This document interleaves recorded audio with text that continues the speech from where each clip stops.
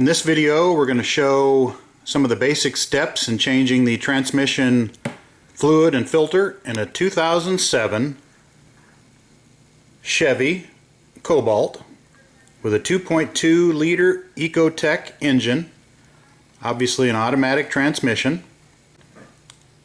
This video is actually created from bits and pieces of another video I made where I replaced the transmission cooler lines that run from the transmission up to the radiator, and in that I showed a few steps in how to do the transmission fluid. So this video is not perfect, but if you want to take it in conjunction with some of the other good videos on how to change the fluid, that would be great. This one does show in detail how to check the level of the transmission fluid by removing the plug on the side of the transmission and filling until it starts to dribble out. So one of the first things I did was I put it in the street, sprayed it down with some engine degreaser, then I drove it to a car wash and I sprayed everything down, got most of the grease taken care of, so it's not such a nasty job now.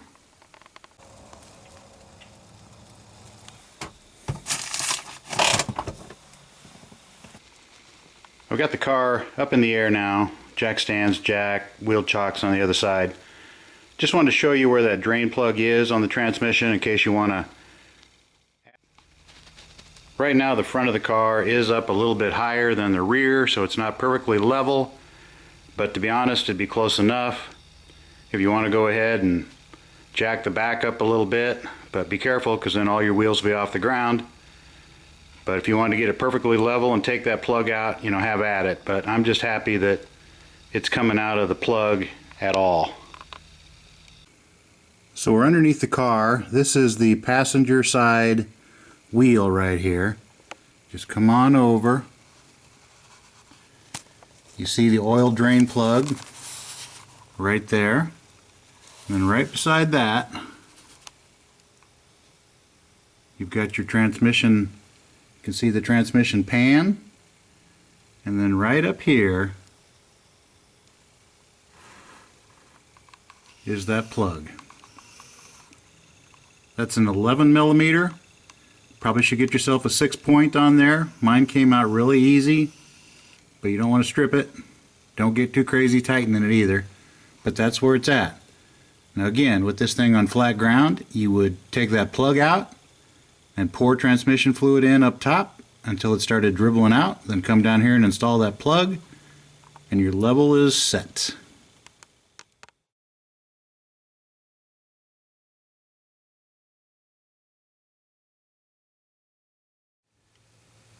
This is not a video on how to change the fluid and filter in your transmission, but I'll show just a few things.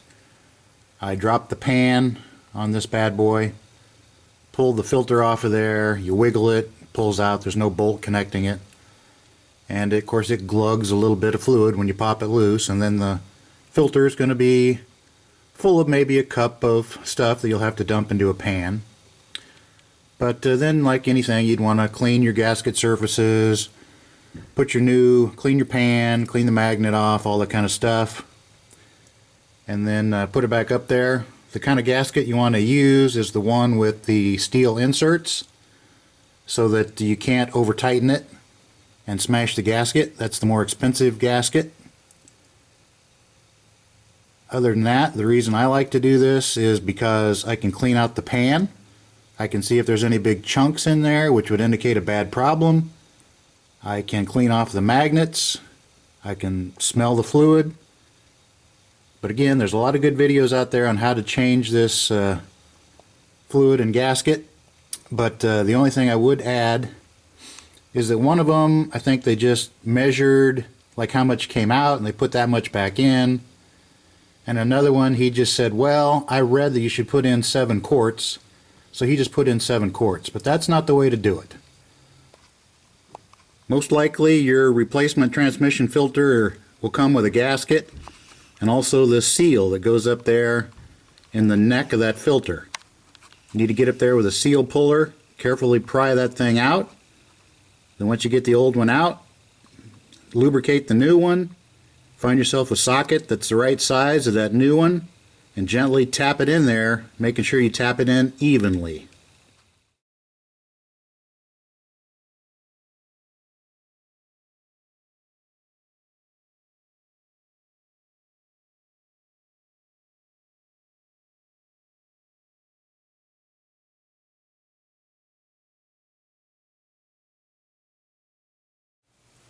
They do make seal pullers for that purpose. You can find which one of these two works in there better, catch the upper lip of that thing and pry it out, being careful not to make any gouges in the soft aluminum body of that transmission. You can get it with a regular screwdriver, little screwdriver, if you're careful, but obviously this is the best. This kit came with the nice steel inner part to the gasket with the steel inserts around the bolt holes so you cannot over tighten and smash the gasket. You want to check your filter, make sure it looks about right. Check the length of the neck. Here's the new seal.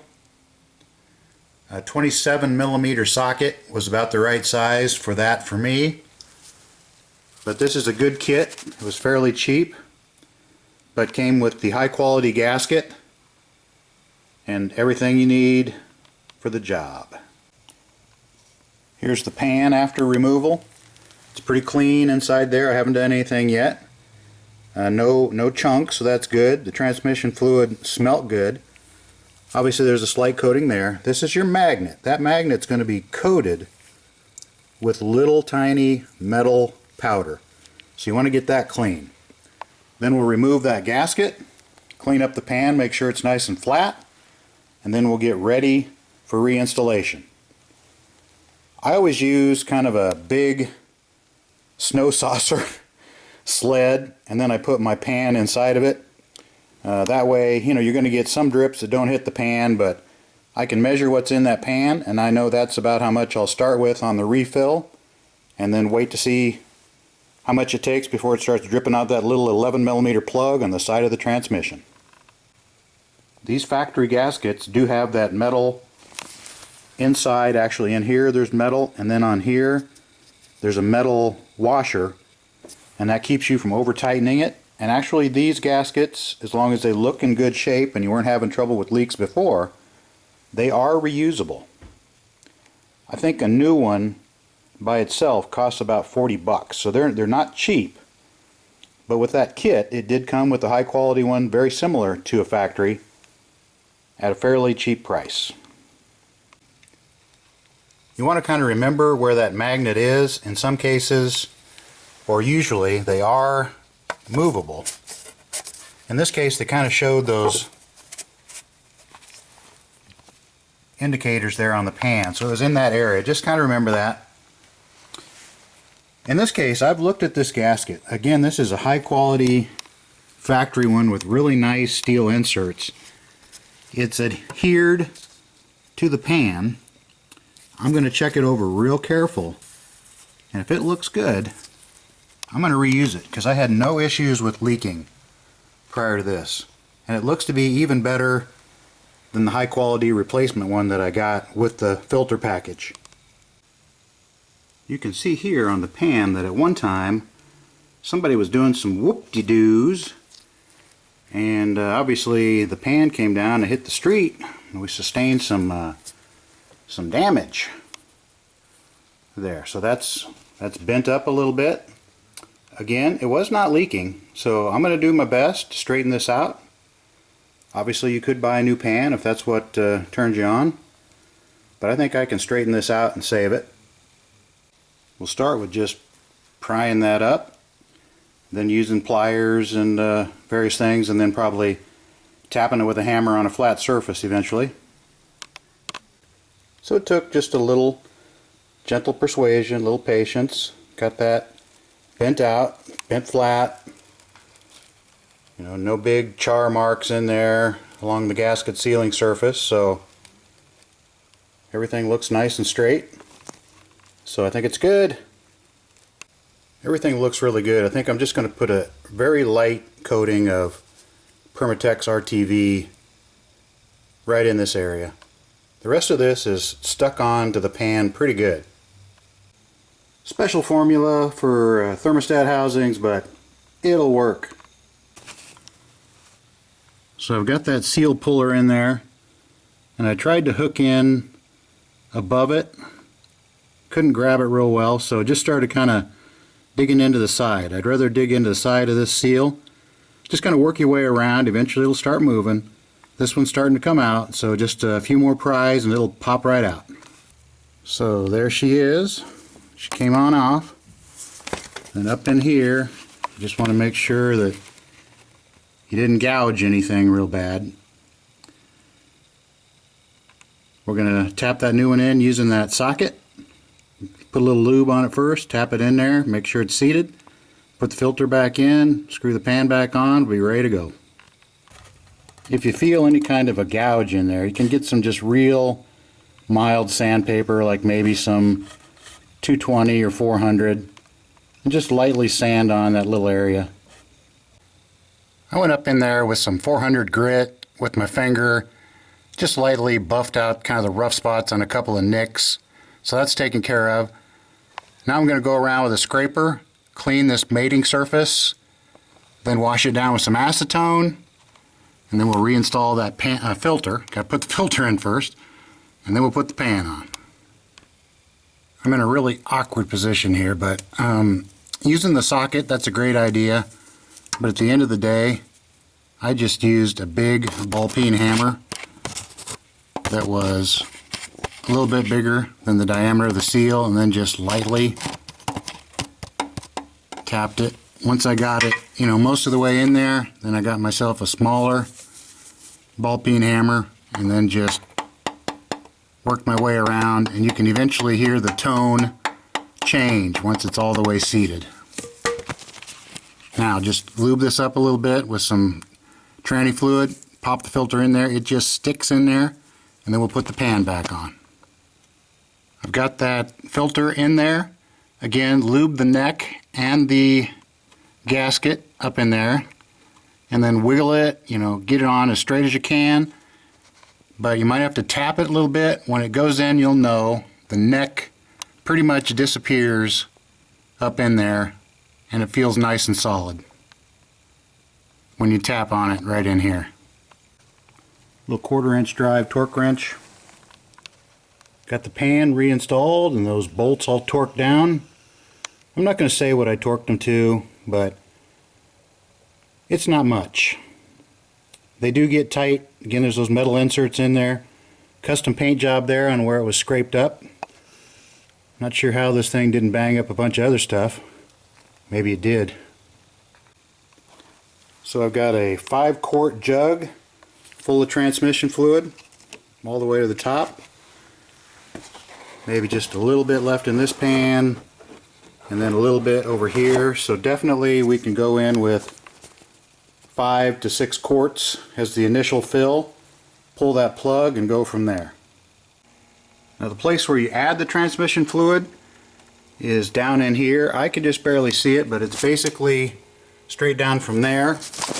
I'll see if I can shove the camera down inside and show you what it looks like, and then I'll show you the cap once I get it off. So there she blows. You can reach in here from this side, unscrew it, pull it out this side, and then you can work your funnel down from straight above it. So that's what it looks like.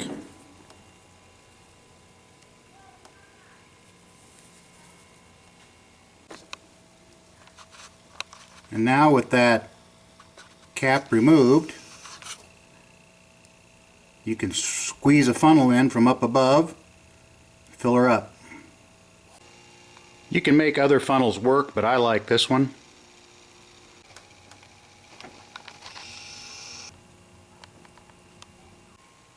I've got 5 quarts put in right now. I'm going to go ahead and start the car, put my foot on the brake, run it through the gears.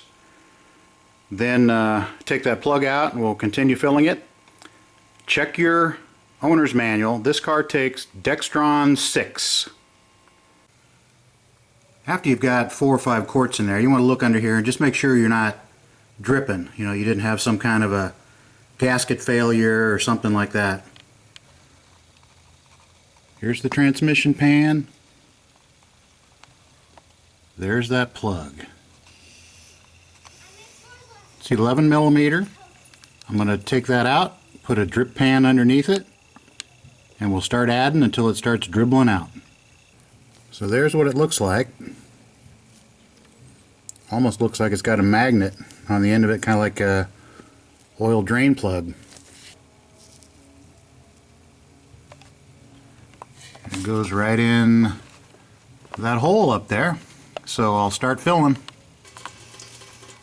Okay, she's a peeing out of there. So I could hear that from up above as I was adding. I'll tell you eventually about how many quarts I put in. Got it snugged back up in there, wiped it down, hit it with some brake clean so that everything's nice and clean. We're basically done here, just putting some trim pieces back on, and that's about it. Just real roughly, about 6.5 quarts, maybe 7. Go ahead and put that cap back on down there.